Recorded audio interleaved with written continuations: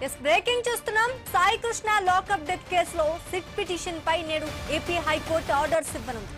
ఈ కేసులో నాగరాజు కస్టడీపై జ్యుడిషియల్ ఫస్ట్ క్లాస్ మేజిస్ట్రేట్ ఉత్తర్వులను సిట్ సవాల్ చేస్తుంది. నాగరాజు 8 రోజుల విచారణ ఇప్పటికీ ప్రారంభం కాలేదు.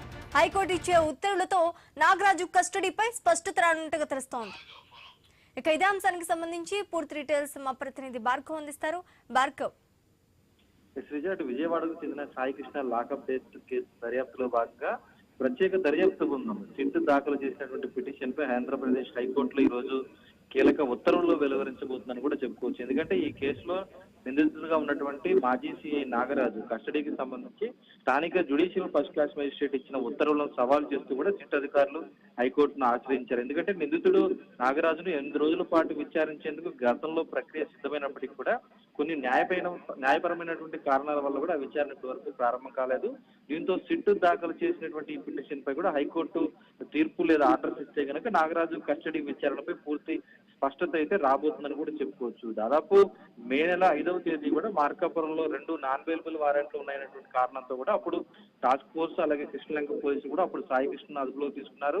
ఆ తర్వాత జరిగినటువంటి ఘటనలన్నీ కూడా అటు స్టేషన్ లో సాయి కృష్ణపై 3rd డిగ్రీ ప్రయోగించారని ఆ దెబ్బలు తాళలేక అతను కస్టడీలో మరణించడానికి కూడా ఇప్పటికే తన దర్యాప్తులో పేర్కొంది. అయితే ఆ మృతదేహం ఏమైంది, ఆధారాలు ఏమయ్యాయి, సీసీటీవీ హార్డ్ డిస్క్లు ఏ విధంగా మాయం చేశారు, కొత్త హార్డ్ డిస్క్లు తెచ్చి పెట్టడానికి కారకులు ఎవరు అనే కోణంలో కూడా దర్యాప్తు చేసే సందర్భంలో దానికి సంబంధించి నాగరాజు నుంచి పూర్తి వివరాలు రావాలంటే కనుక ఖచ్చితంగా తమకు కస్టడీకి ఇవ్వాలి అనేది సిట్ అనేది అభిప్రాయపడుతుంది. దానికి సంబంధించి న్యాయస్థానాన్ని కూడా ఆశ్రయించడం జరిగింది. అయితే నాగరాజు వేసినటువంటి రిటర్న్ పిటిషన్ నేపథ్యంలోనే దాదాపు ఇప్పుడు వెయిటింగ్ అనేది కూడా ఉందని కూడా చెప్పుకోవచ్చు. ఈ తరుణంలో ఈ రోజు హైకోర్టు ఏం తీర్పు ఇవ్వబోతుంది, కస్టడీకి ఇస్తుందా లేదా అనేది కూడా అందరూ ఎదురు చూస్తున్నటువంటి పరిస్థితి కూడా ఉంది. మరోవైపు ఇదే హైకోర్టులో సాయి కృష్ణ తల్లి గాదే విజయలక్ష్మి వేసినటువంటి హెబేస్ కార్పస్ పిటిషన్ కూడా ఉంది. ఈ తరుణంలోనే అటు ముఖ్యమంత్రి ఆదేశాల మేరకు ఐజీ రవిప్రకాష్ నేతృత్వంలో ఈ సిట్ అనేది కూడా ఏర్పాటైంది. అయితే ఇప్పటి వరకు కేవలం నాగరాజు మాత్రమే కాకుండా అక్కడ ఉన్నటువంటి బాబురావు క్రైమ్ కానిస్టేబుల్ అలాగే సాంబయ్య అతను ఒక క్రైమ్ కానిస్టేబుల్, ఇద్దరు కూడా హెడ్ కానిస్టేబుల్, వీరిద్దరి పాత్ర కూడా ఈ ఫుటేజ్ మాయం చేయడంలో కానీ మృతదేహాన్ని మాయం చేయడంలో కానీ ఉందంటూ కూడా ప్రస్తుతం సిట్ అనేది కూడా నిర్ధారించింది.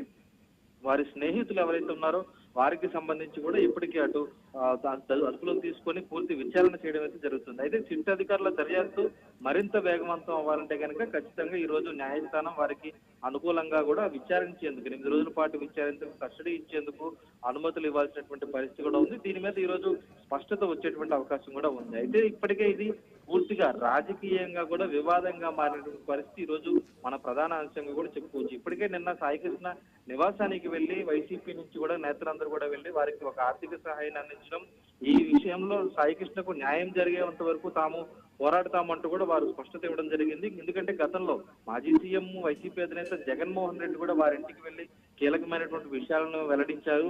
కేవలం నాగరాజు అలాగే కానిస్టేబుల్ మాత్రమే ఇందులో నిందితులుగా చేర్చుతున్నారు, దీని వెనుక పెద్ద హస్తమే ఉంది, ప్రధానంగా ఉన్నతాధికారులు ఎవరైతే సిపిని ఇందులో చేర్చాలి అలాగే డీజీపీని కూడా బాధ్యులను చేయాలంటూ కూడా వారు ఒక డిమాండ్ ను ప్రభుత్వం ముందు ఉంచడం జరిగింది. ఈ తరుణంలో పోలీసుల పాత్ర ఏ మేరకు ఉంది, ఇందులో ఉన్నతాధికారుల పాత్ర అనేది కూడా ఈ రోజు స్పష్టత రావాల్సినటువంటి పరిస్థితి ఉంది. అయితే దీనికి సంబంధించి నాగరాజు నోరు తెరిస్తేనే ఇవన్నీ కూడా వెల్లడయ్యేటువంటి అవకాశం ఉంది. అయితే నాగరాజు కూడా తనను కావాలనే ఈ కేసులో ఇరికిస్తున్నారు, పోలీస్ స్టేషన్ పైన దహనం చేశామనేటువంటి కారణాలన్నీ కూడా అభూత కల్పనలో కావాలని సృష్టించారు.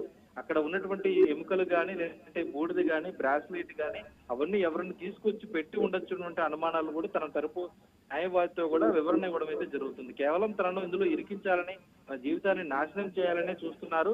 అందుకే సిట్టుకు తనను ఎంక్వైరీకి ఇవ్వద్దు, కేవలం జైల్లోనే తనను విచారించాలి, రాజమండ్రి సెంట్రల్ జైల్లో అనేది కూడా అతను అభిప్రాయం కూడా వెల్లడించడం జరిగింది న్యాయవాది తరఫున. ఈ ఇద్దరు వాదనలు విన్నటువంటి న్యాయస్థానం ఈ రోజు ఎటువంటి తీర్పు ఇవ్వబోతుంది, దేన్ని ధృవీకరించబోతుంది అనేది కూడా ఇప్పుడు సర్వత్రా ఉత్కంఠ పరిస్థితి అయితే నెలకొంది. ఇటు రాజకీయ పార్టీలు, ప్రజలు అలాగే ప్రజా సంఘాలు అందరూ కూడా ఒక మానవ హక్కుల కమిషన్ కూడా స్పందించిన నేపథ్యంలో ఒక మనిషి ప్రాణాన్ని హరించేటువంటి హక్కు ఎవరిచ్చారంటూ కూడా దీని మీద విచారణకు ఆదేశించిన నేపథ్యంలో కూడా అసలు సాయి కృష్ణ ఏమయ్యాడు, నిజంగా పోలీస్ కస్టడీలోనే మృతి చెందాడని సిట్టు కూడా నిర్ధారించిన నేపథ్యంలో ఆ హత్యకు కారణకులు ఎవరు కేవలం సి నాగరాజు కానిస్టేబుల్ మాత్రమేనా, లేదంటే ఇంకెవరైనా ఉన్నారా అనేటువంటి కోణంలో కూడా దర్యాప్తు చేయాల్సినటువంటి పరిస్థితి కూడా ఉంది. అయితే ఇది సిట్ కాదు, సిఐడికి దర్యాప్తు ఇవ్వాలి, కేంద్ర దర్యాప్తు సందర్భంగా అప్పగించాలి అనేది కూడా ఈ రోజు వారు ఒక డిమాండ్ తెరపైకి తీసుకొచ్చినటువంటి పరిస్థితి ఉంది. వారి కుటుంబ సభ్యులు కానీ వారు కానీ మొన్న ఇటీవల జరిగినటువంటి విజయవాడ సబ్ కలెక్టరేట్ లో కూడా మ్యాజిస్ట్రేట్ ఆధ్వర్యంలో కూడా విచారణ బృందాన్ని ఏర్పాటు చేశారు. ఆ తరుణంలో కూడా వీరు తమ వద్దన్నటువంటి ఆధారాలను కూడా వెళ్లి ఇవ్వడమైతే జరిగింది. ఈ తరుణంలో మరి న్యాయస్థానం ఎటువంటి ఆదేశాలు ఇవ్వబోతుంది అనేది కూడా ఈ రోజు వేచి చూడాల్సిన పరిస్థితి ఉంది. Sreeja, thanks for the update Bhargav. బులెటిన్లో ఒక షార్ట్ బ్రేక్ తీసుకుందాం. స్టే